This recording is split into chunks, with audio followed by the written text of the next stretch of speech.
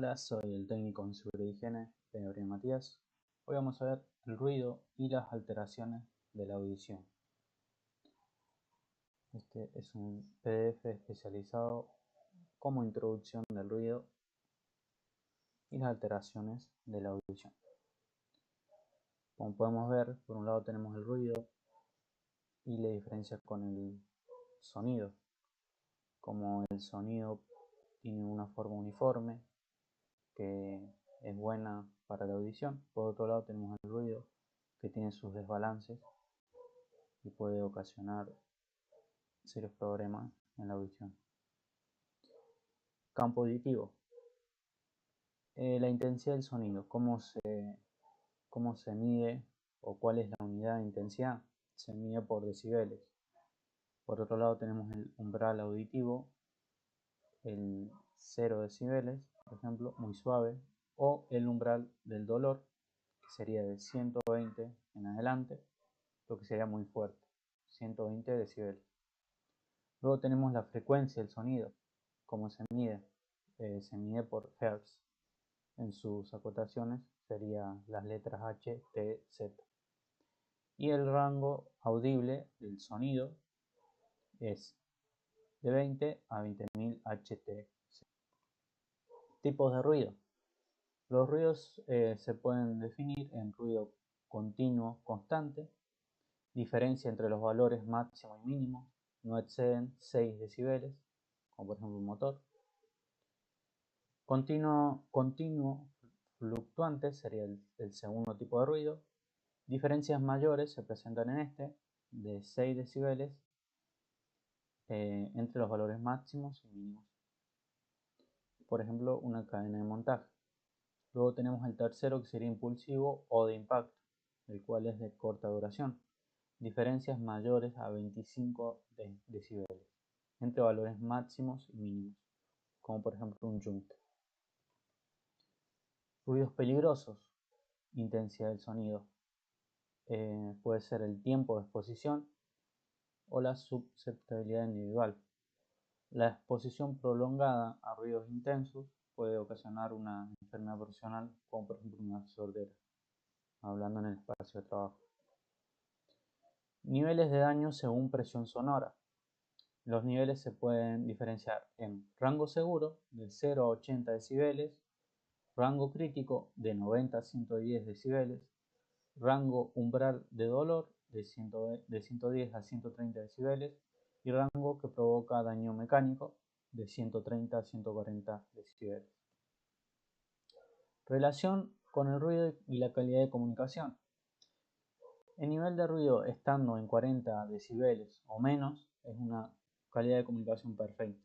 Pasando de 40 a 45 es muy buena, ya baja la categoría, ¿no?, de la calidad de comunicación. Ya estando en el rango de 45 a 50 la comunicación deja de ser muy buena y pasa a ser buena. De 50 a 55 decibeles pasa a ser satisfactoria la calidad de comunicación. De 55 a 60 ya tiene ligeras restricciones y el trabajador tiene que aumentar su volumen para poder comunicarse. Ya de 60 a 65 decibeles se vuelve dificultosa y de 65 a 70 decibeles es insatisfactoria. Proceso de percepción. Señal acústica, a su vez señal nerviosa, a su vez interpretación. En la señal acústica es el fenómeno físico. En la señal nerviosa, la señal nerviosa ya pasa a ser fenómeno fisiológico.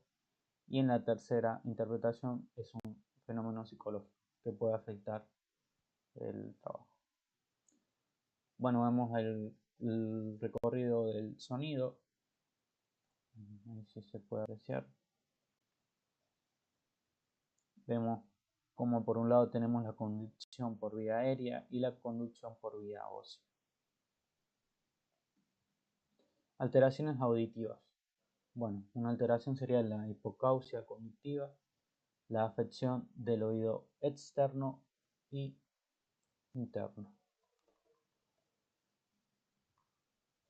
Y o medio. Alteraciones auditivas, la hipoacusia de percepción, ya sería la afección del oído interno, nervio auditivo, vías o centros nerviosos. Niveles de audición. Bueno, aquí podemos ver los niveles de la audición normal, luego la hipoacusia leve, la hipoacusia moderada y la hipoacusia profunda, con los niveles de Hertz y controlados de decibeles. Vemos la curva auditiva, la normoacusia, umbrales hasta 25 decibeles, por un lado. Por otro lado tenemos la hipoacusia conductiva, caída en frecuencia de grado. Tenemos el PAIR, la caída de frecuencia de 4000 o 3000 a 6000 Hz, y la perceptiva en frecuencias agudas, o sea la caída. Detectar no es prevenir. La audiometría debe ser un medio para llegar al fin. Prevención. Por un lado tenemos la prevención normal, evitar la pérdida auditiva, que sería la prevención primaria. Luego tenemos la prevención de alterados, que es estabilizar la lesión que ya se provocó, o la prevención secundaria en este caso. La exposición continua a los altos niveles de ruido provoca, por un lado, la pérdida temporal de la percepción de algunos sonidos, por otro lado, la pérdida permanente de la audición en ciertas frecuencias. Esto depende mucho de cómo está la exposición, si es una exposición prolongada o temporal. En ambos casos puede afectar y afecta al trabajador. Pérdida auditiva inducida por ruido en la exposición laboral y en la antigüedad en el puesto. Se ocasiona una enfermedad profesional, como hablamos al comienzo del video. Por un lado tenemos la bilateral, afecta a ambos oídos por igual. Ambos oídos pierden esa interpretación de los sonidos. Por otro lado tenemos la irreversible, una vez detectada no hay tratamiento médico, si pudo prevenirse. Por otro lado tenemos la no autoevolutiva. Sin exposición al ruido no aumentan los efectos nocivos. Ruido, a su vez, efectos nocivos sobre la salud. Por un lado tenemos los efectos nocivos auditivos, pérdida progresiva de la audición, trastorno de discriminación de la palabra, acúfenos, por ejemplo los zumbidos que tanto molestan a la hora de descansar o estando en el puesto de trabajo o haciendo una actividad. Por otro lado tenemos la algiacusia, el dolor ante sonidos intensos. Luego tenemos los no auditivos, voy a correr un poco la cámara.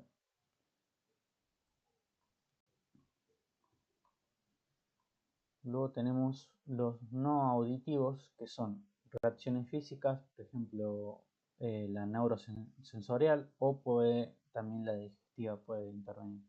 Por otro lado, las alteraciones psíquicas, por ejemplo estrés, depresión, fatiga o no poder dormir.